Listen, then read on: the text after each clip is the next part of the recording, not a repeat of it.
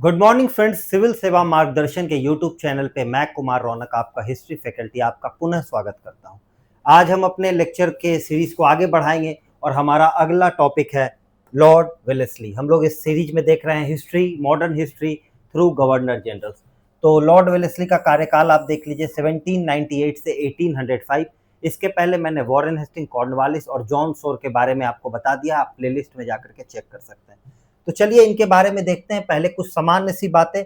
Lord Wellesley वो एक ऐसा वाइसरॉय है जिसने भारत के इतिहास में एक अभूतपूर्व योगदान दिया और अपने मिलिट्री एडमिनिस्ट्रेशन के लिए, अपने सिविल एडमिनिस्ट्रेशन के लिए, कॉलेजेस स्थापित करने के लिए इसका नाम आता है। और इसने अपने आप को कहा टाइगर ऑफ बंगाल। इसने खुद को एक उपाधि दी थी टाइगर ऑफ बंगाल की।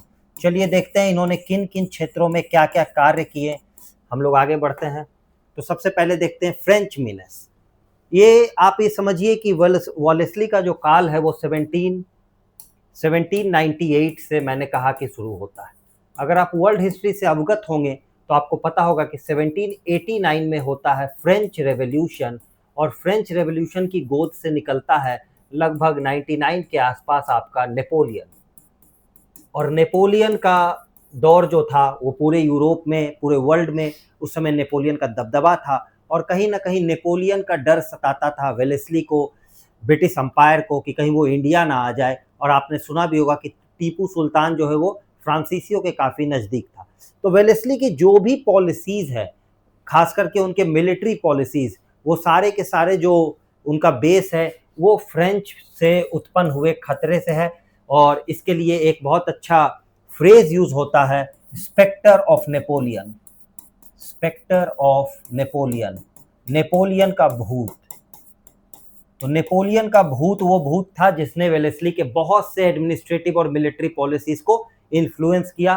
तो आपको कभी भी कोई कंसेप्चुअल सवाल आएगा कि वेलेस्ली ने ये XYZ पॉलिसी लाई, क्या इसके पीछे फ्रेंच रेवोल्यूशन से उत्पन्न हुए नेपोलियन का कोई डर था? तो बिल्कुल याद रखेंगे कि डर था। और इसी फ्रेज को यूरोपियन हिस्ट्री में, वर्ल्ड हिस्ट्री में कहा गया है स्पेक्टर ऑफ नेपोलियन, अर्थात नेपोलियन का भूत। चलिए आगे बढ़ते हैं। सब्सिडरी अलायंस, जो सबसे इंपॉर्टेंट और सबसे ज्यादा सवाल पूछा गया है वो पूछा गया है वेलेस्ली के सब्सिडरी अलायंस से, सहायक संधि से। तो इसमें कुछ प्रोविजंस थे। इसमें प्रोविजंस क्या थे, एक एक करके हम लोग देख लेते हैं। तो सबसे पहले जो भी राज्य, जो भी नेटिव रूलर इस सब्सिडरी अलायंस का हिस्सा बनते थे, वो उनके बारे में याद रखेगा। दे could not have their own army। उनकी अपनी सेना नहीं हो सकती थी। तो भैया किसकी सेना होगी? ईस्ट इंडिया कंपनी क्या करवाता था? उन्हें आर्मी प्रोवाइड करवाता था। लेकिन याद रखेंगे इस आर्मी का जो खर्च था, जो एक्सपेंस था, वो कौन बियर करता था? तो वो करते थे नेटिव रूलर। आर्मी का एक्सपेंस कौन बियर करते थे?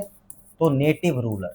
इसके अलावा कोई भी डिप्लोमेटिक संबंध नेटिव रूलर किसी से अन्य यूरोपियन एक्सेप्ट इंग्लिश नहीं बना सकते थे। नो डिप्लोमेटिक,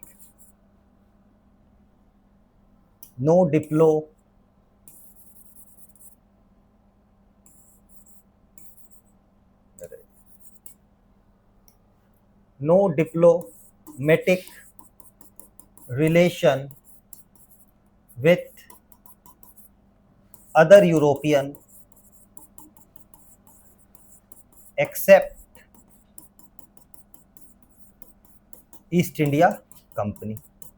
तीसरा, पांचवा आप याद रखेंगे कि कोई भी नो वॉर और treaty can be concluded without East India Company permission. East India Company permission. और सबसे इंपॉर्टेंट बात जो आपको याद रखना है वो याद रखना है कि इसी ट्रीटी के दौरान अब वाइसरॉय या गवर्नर जनरल तो हर जगह बैठेगा नहीं, तो एक रेसिडेंट बैठता था। क्या बैठता था? एक रेसिडेंट बैठता था। ये क्या था? Representative of east India company. East India company in court. मान लीजिए हैदराबाद ने स्वीकार किया तो राजा तो वहां बैठेगा, वाइसरॉय तो वहां बैठेगा नहीं, गवर्नर जनरल। तो एक रेसिडेंट को बैठाता था, वो उसका पॉलिटिकल रिप्रेजेंटेशन करता था कोर्ट में। तो ये 4-5 बातें याद रखेंगे, अक्सर यहाँ से सवाल आता है। एक जो कंसेप्चुअल बात है, सब्सिडरी अलायंस क्या था? तो क्या सब्सिडरी अलायंस एक्सपेंशन की पॉलिसी थी? बिल्कुल एक्सपेंशन की पॉलिसी भी थी। ये कौन लाया था? तो लॉर्ड वेलेस्ली लाए थे। और इसमें 4-5 बातें ये हैं, वो किसी से भी, जो नेटिव स्टेट है वो किसी से डिप्लोमेटिक रिलेशन नहीं रख सकता था, अपनी आर्मी मेंटेन नहीं कर सकता था, उसे आर्मी ईस्ट इंडिया कंपनी देगी, उस आर्मी का एक्सपेंस लेकिन उस नेटिव रूलर को बियर करना होगा। क्या इसके पीछे नेपोलियन का डर था? तो बिल्कुल, फ्रेंच मीनेस हमेशा से रहा है।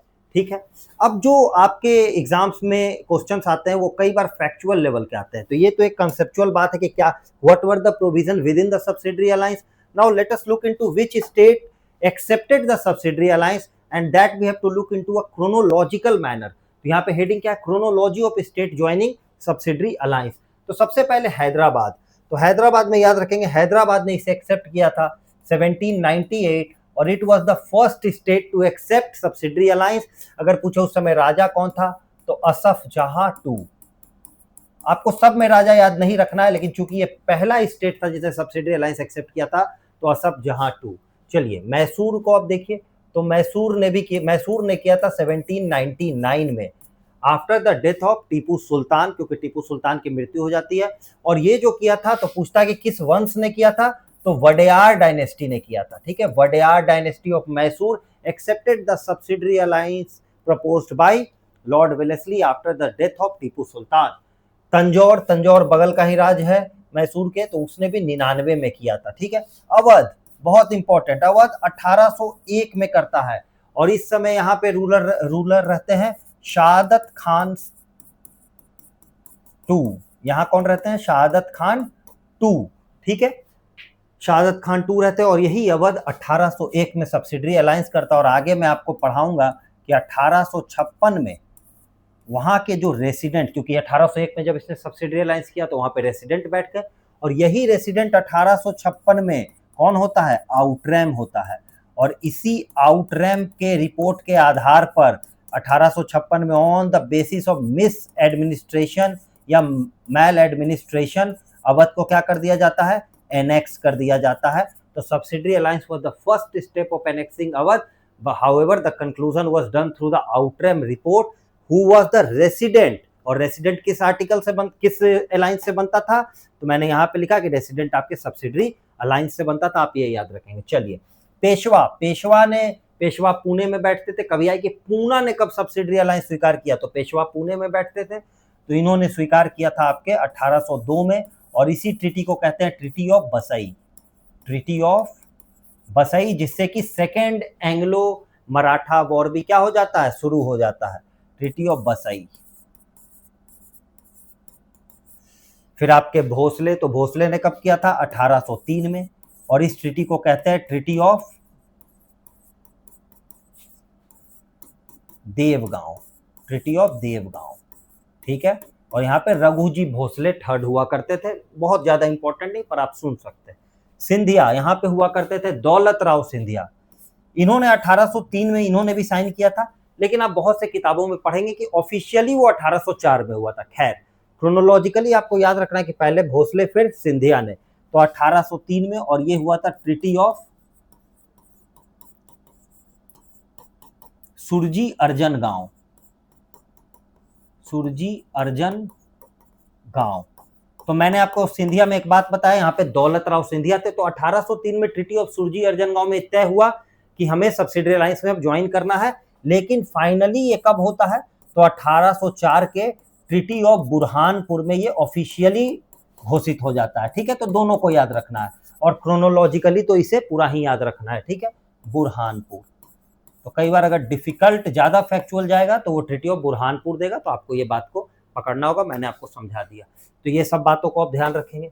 आगे देखते हैं, तो इनके समय सबसे इंपॉर्टेंट जो युद्ध हुआ, एक फोर्थ एंग्लो मैसूर वॉर। कब हुआ भैया? 1799। ये वही युद्ध है जहां क्या होता है? टीपू सुल्तान का डेथ हो जाता है। टीपू सुल्तान का क्या होता है? डेथ हो जाता है। अभी तक मैंने आपको सारे एंग्लो मैसूर वॉर के बारे में बता दिया है पिछले गवर्नर जनरल के लेक्चर में, तो मैं यहाँ पे उसे समराइज कर देता हूँ। सबसे पहला होता है आपका 1765 से लेकर के 67 तक। इस वक्त रहते हैं आपके हैदर अली। और अंग्रेजों की तरफ से रहते हैं वेरेल्स्ट, ठीक है। और यहाँ पे कौन सी ट्रीटी होती है? ट्रीटी ऑफ मद्रास, ठीक है, ट्रीटी ऑफ मद्रास। सेकेंड आप देखिएगा तो 1780 से लेकर के 84, यहाँ भी हैदर अली, लेकिन याद रखेंगे इनकी डेथ हो जाती है 1782 में। किससे भैया? तो कैंसर से। किससे? कैंसर से। बैटलफील्ड पे ये नहीं मरे थे, ठीक है। इस समय यहाँ पे रहते हैं वॉरेन हेस्टिंग्स। यहाँ पे ट्रीटी होती है मैंगलोर की। इसके बाद आप याद रखेंगे 1790 से 92, यहाँ पे रहते हैं टीपू सुल्तान। यहाँ पे आपके गवर्नर जनरल रहते हैं लॉर्ड कॉर्नवालिस। इसमें मैंने आपको बताया था कि कैसे कॉर्नवालिस ने 3 करोड़ 30 लाख रुपए में से 1 करोड़ 65 लाख रुपए ना मिलने पर टीपू के 2 बेटे को गिरफ्तार कर लिया था, होस्टेज बना लिया था। यहाँ पे होती है ट्रीटी ऑफ श्रीरंगपट्टनम। और चौथा होता है जो भी आपको मैं यहाँ पे पढ़ा रहा हूँ 1799 में टीपू सुल्तान। इधर होते हैं आपके वेलेस्ली, और यहाँ पे टीपू का डेथ हो जाता है और 1799 में ही वडेयार किंगडम को सौंप दिया जाता है पुनः ये मैसूर, और वो सब्सिडरी अलायंस में चली जाती है। एक बहुत इंपॉर्टेंट सवाल आप याद रखेंगे, ये जो लॉर्ड वेलेस्ली है इसी का एक अपना भाई था आर्थर वेलेस्ली। जी, आर्थर वेलेस्ली वो शख्स है जिसने यहाँ पे टीपू सुल्तान को मिलिटरली हराया था। जैसे लॉर्ड वेलेस्ली तो वो तो एडमिनिस्ट्रेटिव ऑफिसर था, लेकिन आर्थर वेलेस्ली एक मिलिट्री ऑफिसर था, उसने बैटल ग्राउंड में टीपू को हराया था। और यही आर्थर वेलेस्ली था जिसने बाद में नेपोलियन बोनापार्ट को भी हराया। नेपोलियन बोनापार्ट बहुत कम युद्ध हारे हैं और उनको हराने वाला भी यही वेलेस्ली का भाई आर्थर वेलेस्ली था। तो टीपू सुल्तान को मिलिटरली किसने हराया था? तो लॉर्ड वेलेस्ली के भाई आर्थर वेलेस्ली ने। ये बात भी आप ध्यान रखेंगे। चलिए अब हम आगे बढ़ते हैं। Second Anglo Maratha war. Second Anglo Maratha war ये मैंने अभी आपको बताया 1802 में ये किस ट्रीटी से शुरू होता है? ट्रीटी ऑफ बसीन से, ठीक है, ट्रीटी ऑफ बसीन से। ट्रीटी ऑफ बसीन से होता है ये शुरू, जिसमें कौन रहता है? बाजीराव टू। जब मैं लॉर्ड हेस्टिंग के बारे में पढ़ाऊंगा तो उस समय मराठा वॉर जब खत्म हो जाएगा तो मैं फिर तीनों मराठा का, जैसे मैंने मैसूर का यहाँ पे चार्ट दे दिया वहीं पे, उसी तरह से मैं मराठा का भी आपको टोटल चार्ट बता दूंगा। तो आपको बस अभी जो याद रखना है फैक्ट के तौर पर कि वेलेस्ली के समय क्या हुआ था? सेकेंड एंग्लो मराठा वॉर, ठीक है। चलिए हम आगे बढ़ते हैं। अब वेलेस्ली ने बहुत ही इंपॉर्टेंट एक कदम उठाया था और फोर्ट विलियम कॉलेज की स्थापना की थी सन 1800 में। और क्यों की थी? टू प्रोवाइड ट्रेनिंग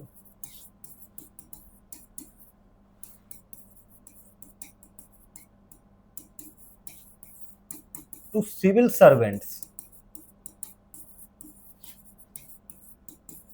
रिगार्डिंग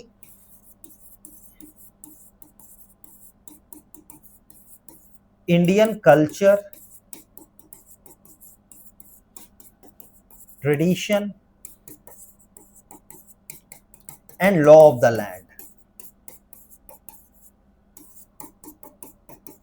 आप समझ सकते हैं कि ये क्या था? ये अंग्रेजी सिविल सर्वेंट्स का, आप बीपीएससी पास करते हैं तो बिपार्ड जाते हैं, तो ये अंग्रेजों का बिपार्ड हुआ करता था कुछ समय के लिए। हालांकि ये बहुत दिन तक नहीं चला। एक सवाल आएगा कि इसके पहले और इसके बाद जब ये बंद हो गया और इसके खुलने के पहले कहाँ पे ट्रेनिंग होती थी? तो लंदन में होती थी, हेल्सबेरी कॉलेज। याद रखेंगे, हेल्सबेरी कॉलेज। और उसी के मॉडल पे यहाँ पे ये बना था।